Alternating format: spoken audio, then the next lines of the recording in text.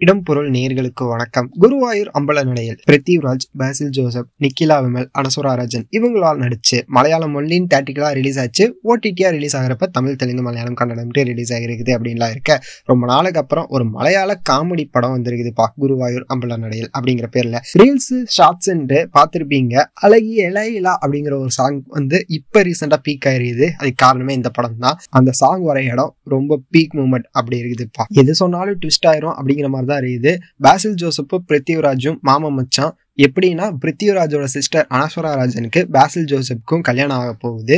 கல்யாணம் எப்படி நடக்குதா நடக்கலையா அப்படிங்கறதுதான் கதை. நடந்துரும், அதுதான் கிளைமாக்ஸா இருக்குது.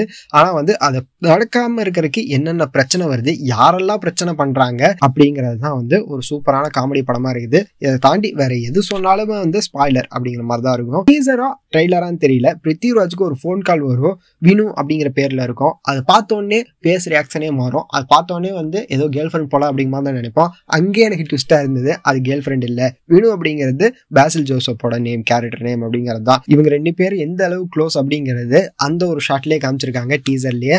அந்த அளவுக்கு தான் படத்துலயுமே இருப்பாங்க. இவங்க என்னடா இவங்க ரெண்டு பேருமே கல்யாணம் பண்ணி போறாங்க, ஒருவேளை கே கப்புள்ஸா இருப்பாங்களோ அந்த அளவுக்கு ரெண்டு பேரும் ஒரு அந்யூன்யமான நட்புல இருப்பாங்க. அனசுரா ராஜன் தான் கல்யாணம் பண்ணிக்க போறாருன்னு இருக்க அவங்க கிட்ட கூட பாசில் ஜோசப் ரொம்ப பேசியிருக்க மாட்டாரு.